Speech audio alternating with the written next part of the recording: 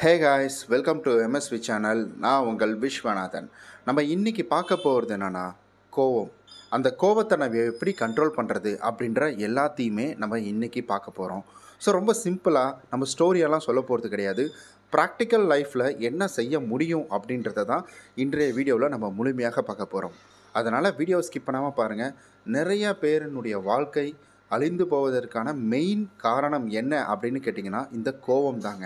இந்த கோபத்தினால இவங்க கூட நல்ல விதமாக இருக்க நல்ல ஒரு மனிதர்களை இழந்துருவாங்க.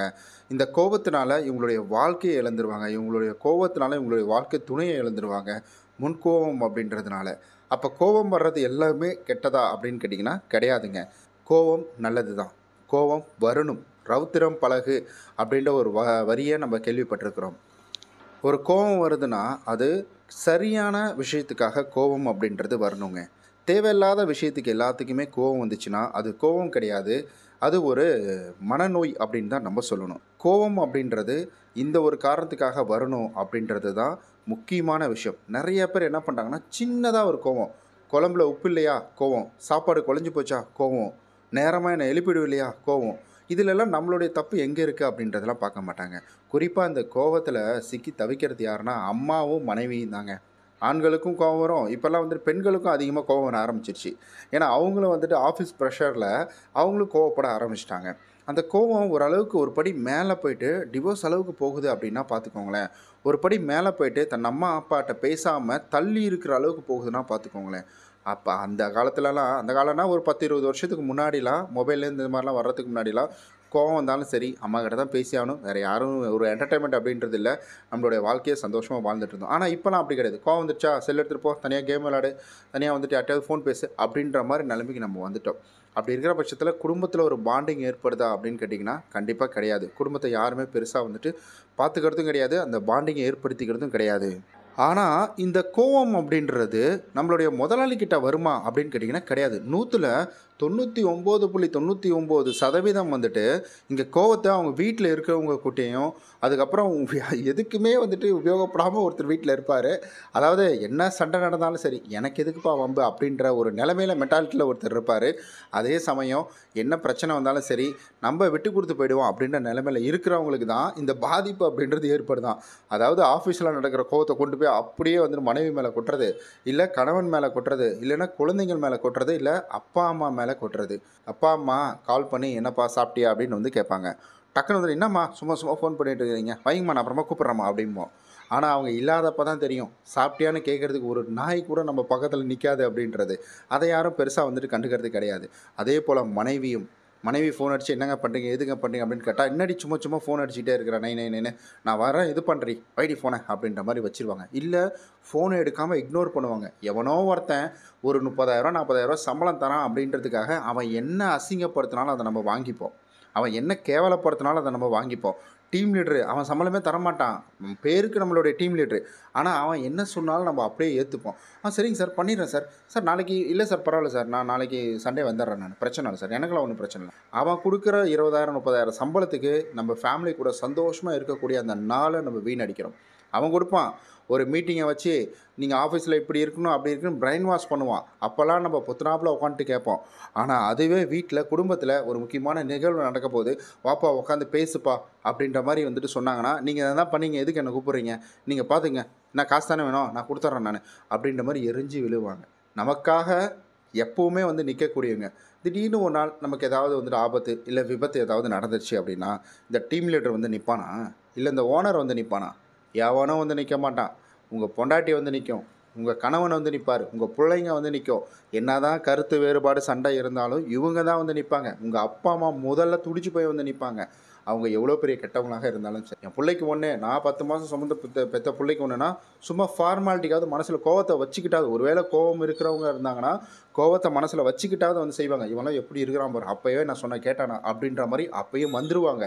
ஆனால் அதுவே உங்கள் டீம் லீடர்கிட்ட நீங்கள் வந்துட்டு நல்லா சந்தோஷமாக ஜாலியாக பேசாமல், நீங்கள் எதுவுமே இணக்கமாக அவங்க கூட போகாமல் நீங்கள் கோவப்பட்டுக்கிட்டே இருந்தீங்க, உங்கள் வீட்டில் நடந்துக்கிற மாதிரி உங்கள் டீம் லீடர்ட்டையும் நடந்துக்கிறீங்க, உங்கள் ஓனர்ட்டையும் நடந்துக்கிறீங்கன்னா எப்படியும் 1 மாதத்தில் வீட்டுக்கு அனுப்பிடுவாங்க.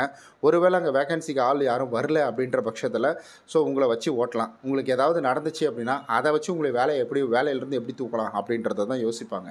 நம்ம ஒரு விஷயத்த நல்லா புரிஞ்சுக்கணும். நமக்காக யார் நிற்பாங்க அப்படின்றத கூட நம்ம வந்துட்டு சிந்திச்சு பார்க்கல அப்படின்னா நம்மளாம் என்ன மனுஷங்க சொல்லுங்கள். ஒரு மிருகத்துக்கு தெரியுது நமக்கு ஒரு உணவு கொடுக்குறாங்கன்னா அவன் நல்லவனாக இருந்தாலும் சரி கெட்டவனாக இருந்தாலும் சரி, அவன் மேலே 10 வழக்கு இருந்தாலும் சரி, ஒரு 100 வழக்கு இருந்தாலும் சரி, அந்த மிருகம் அதெல்லாம் பார்க்காது. தனக்கு உணவு கொடுக்குறான், தனக்காக வந்துட்டு நேரம் ஒதுக்கி தனக்காக உணவு எடுத்து வந்து கொடுக்குறான். அப்போ இவன் நல்லா இருக்கணும்டா, இவன்கிட்ட நம்ம விசுவாசமாக இருக்கணும்டா அப்படின்ற ஒரு எண்ணத்தை அந்த விலங்கு ஏற்படுத்திக்கும். ஒரு நாயை எடுத்துக்கோங்க, பறவைகள் எடுத்துக்கோங்க, இல்லை நீங்கள் வீட்டில் வளர்க்கக்கூடிய வந்துட்டு மீனாக இருக்கட்டும், எது வேணால் இருக்கட்டும், நீங்கள் அதை எடுத்துக்கோங்க. அதெல்லாம் உங்கள்கிட்ட இருக்கிற பணத்துக்காகவா வருது, இல்லை நீங்கள் அழகாக இருக்கிறீங்க அப்படின்றதுக்காக வருது, இல்லை அதுக்கிட்ட நீங்கள் தன்மையாக நடந்துக்கிறீங்க அப்படின்றதுக்காக வருது? கிடையாது. அதுக்கு நீங்கள் பாசம், உணவு இது 2 மட்டும் தான் கொடுக்குறீங்க. அதனால தான் வருது. அதை நீங்கள் வீட்டில் வச்சு பார்த்துக்கிறீங்க. அதனால தான் வருது. ஆனால் நம்மளை இத்தனை வருஷமாக பார்த்துக்கிட்டவங்களையும் யாருன்னே தெரியல, ஏதோ தாலி கட்டினதுக்காக நம்ம கூட வந்துட்டு இருப்பாங்க. அவங்கள்ட்டலாம் நம்ம வந்துட்டு இதெல்லாம் பார்த்துருக்கோமா அப்படின்னு கேட்டிங்கன்னா கிடையாது. ஒரு மரியாதையே இருக்காது. இன்னும் ஒரு சில குடும்பத்தெல்லாம் நான் பார்த்துருக்கேன். ஏய் வா, என்ன போய்ப்பா அதை எடுப்போ அப்படின்ற மாதிரி.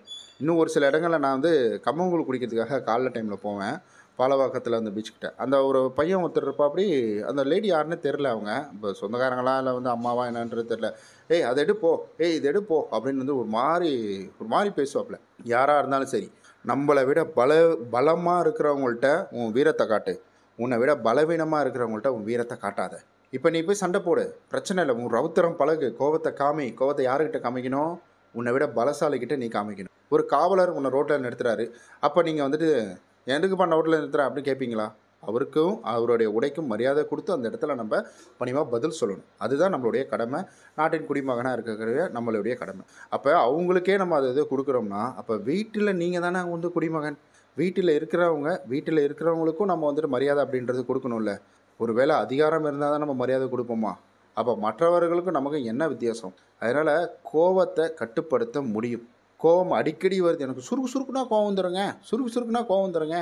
ஒரு முதலமைச்சர் வராரு, இல்லை ஒரு எம்எல்ஏ வராரு, இல்லை பெரிய பெரிய அதிகாரிங்க வராரு, ஏன் பெரிய ஆக்டரே வராருன்னு வச்சுக்கோங்களேன். அவர்கிட்ட போய்ட்டு நீங்கள் சுருக்குன்னு கோவப்பட்டுருவீங்களா? ஒரு மீட்டிங் எடுக்கிறீங்க, அவர் திட்டினாலும் வந்து கோவப்பட்டுருவீங்களா? என்னப்பா என்ன அப்படின்ற மாதிரி கேட்டுருவீங்களா? பய வேலையை பத்துரு அப்படின்றீங்களா? சொல்ல முடியாது. அந்த இடத்துலலாம் நீங்கள் சுருக்குன்னு கோவம் வந்துன்னா நறுக்குன்னு கொட்டி விட்ருவாங்க. நம்ம என்ன கோவப்பட்டாலும் என்ன பண்ணிட்டு இவங்க ஒரு அளவுக்கு மேலே இல்லை யாரோ ஒருத்தர் 3வது மனுஷன், நீங்கள் ஏன் வந்துட்டு நம்ம அவ்வளோ பெரிய பொலிட்டிஷியன் இதெல்லாம் போய்கிட்டேன், ஒரு 3வது மனுஷன் நல்ல பாடி பில்டராக நல்லா புஜபரமாக்கசாலி மாதிரி பெருசாக இருக்கிறாப்புல, அவர்கிட்ட போய் நீங்கள் கோவப்பட்டுறீங்களா? அவன் யாருன்னு தெரியல பலான்னு அப்படி வேண்டாம்னு. அப்போ உங்கள் வீட்டில் இருக்கிறவங்க உங்களை அப்ப மாட்டாங்களா? ஏன்னா நம்பிக்கை. அந்த நம்பிக்கை வைக்கிறீங்கல்ல, அப்போ அவங்க மேலே ரெஸ்பெக்டையும் வைங்க. அவங்க மேலே கோவப்படாதீங்க. யாரோ ஒருத்தனக்கிட்ட நம்ம அட்ஜஸ்ட் பண்ணி போகிறோம். அப்போ நம்ம குடும்பத்தில் இருக்கிறவங்க கிட்டே நம்ம அட்ஜஸ்ட் பண்ணி போகிறதுல எந்த வித தவறும் கிடையாது. இதில் எந்த வித தாழ்வு மனப்பான்மையும் கிடையாது. பொண்டாட்டி ரோட்டில் வந்து ஒரு வார்த்தை எக்ஸ்ட்ரா பேசிட்டு அவ்வளோதான், அந்த இடத்துல போட்டு அடிக்கிறது, அந்த இடத்துல திட்டுறது, காய்ச்சி மூச்சுன்னு கத்துறது. அதேமாதிரி கணவன் ஏதாவது அந்த இடத்துல ஏதோ ஒரு எமோஷனில் பேசிட்டா அந்த இடத்துல பொண்டாட்டி அவ்வளோ தூம்னு வந்து குதிக்கிறது. எதுக்கு இதெல்லாம் பண்ணணும்? 4 பேர் அசிங்கமாக நினைப்பாங்கன்னு ஒன்று அதில் ஒரு சண்டை வந்துடும். எப்படி நீ என்ன பேசலாம் அப்படின்னு சொல்லி அங்கே ஒரு சண்டை வந்துடும். பேசிட்டு போகிறாங்களா? இப்போ என்ன வந்து குறைஞ்சி போச்சு? அந்த வேடிக்கை பார்க்குற ஒரு 4 பேர் தான் உங்களுக்கு அடுத்த நாள் காலையில் ஆக்கி கொட்ட போகிறாங்களா? கிடையாது. அடுத்த நாள் அவங்க என்ன பண்ணுவானுங்க, அவனுக்கு பாட்டு போவானுங்க. அப்படி உங்களை பார்க்கக்குள்ள ஒரு நாள் பேசுவான், 2 நாள் பேசுவான், 3ஆவது நாள் என்ன பண்ணுவானா, அவங்கள வந்துட்டு சிந்திக்கிறது கூட அவனுக்கு நேரம் இருக்காது. ஆனால் நம்ம என்ன பண்ணுறோம், ஐயோ அவன் அன்னைக்கு பார்த்துட்டான் இவன் திட்டத்தை, ஒரு வேளை அவன் தப்பாக நினச்சிருப்பான், என்ன நினச்சிருப்பான்னு தெரியலையே, நம்மளை கேவலமாக நினச்சிருப்பானோ, அசிங்கமாக நினச்சிருப்பானோ அப்படின்ற மாதிரி யோசித்து அந்த கோவத்தை டெய்லியும் நம்ம வீட்டுக்கார மாட்டையும் இல்லை கணவன்கிட்டையும் இல்லை குழந்தைங்கள்கிட்டையும் இல்லை அப்பா அம்மா கிட்டையும் இன்ன வரைக்கும் காமிச்சிட்ருக்கோம். நம்ம மேலே பாசம் காட்டுறவங்கள நம்ம உதாசீனப்படுத்திட்டு, மனிதர்கள் ஒரு உன்னதமான உணர்வு காட்டக்கூடிய மனிதர்கள் சில பேர் அப்படி இருக்கிறாங்க. அதாவது எந்த வித உணர்வுகளையும் வெளிப்படுத்தாமல் ஒரு மாதிரி வந்துட்டு இருப்பாங்க. ஆனால் எல்லாருமே அப்படி கிடையாது. மனிதர்கள் இல்லை, இங்கே அன்பு பாசமும் இல்லை அப்படின்னா இந்த உலகம் அப்படின்றத இயங்காது. அதனால் மனிதர்கள் மேலே அன்பு செலுத்துங்க. அவங்க கொடுத்தா தான் கொடுக்கணுன்றதை எதிர்பார்க்காதீங்க. அதே போல் நீங்கள் கொடுங்க, அவங்க ஆட்டோமேட்டிக்காக கொடுப்பாங்க.